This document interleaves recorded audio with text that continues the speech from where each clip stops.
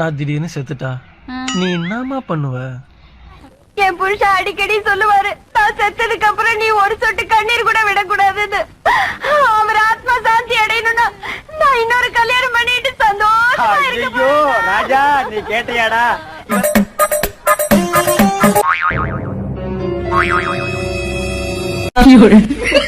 என்னல சட்டி இது? முன்னாடி சட்டி இது கலர் சட்டி வாங்கி போடுவான் பாரு. தும்பிக்காய் கொஞ்சம் நீளமா இருக்கு. இப்ப போட வேண்டியதான் வச்சு நைட்டு போட்டுக்கோங்க. நீ போடல, நீ போடு. எனக்கு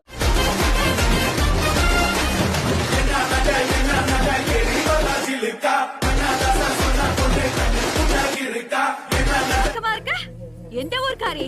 கண்டமனூர் கெண்ட. எவடி இவ இந்த குத்து குத்துறா? உண்மையில லவ் பண்றேம்மா, கல்யாணம் பண்ணிக்கிறேன்னு சொல்லியிருந்தில்ல? ஓ அதுவா? அதான் உன் வம்சமே கிறுக்கு பையன் வம்சமாமே. அதான் எங்க அம்மா சொல்லுச்சு, அதனாலதான் நான் பேசாம இருந்துகிட்டேன். போப்பா போய் வேலையை பாரு. உன் வேலையை பாரு, நான் என் வேலையை பாக்குறேன்.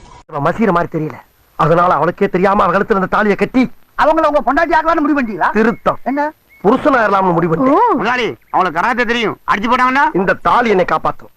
தாலி பொம்பளைக்கு மட்டும் வேலி இல்லடா, புருஷனுக்கும் வேலி.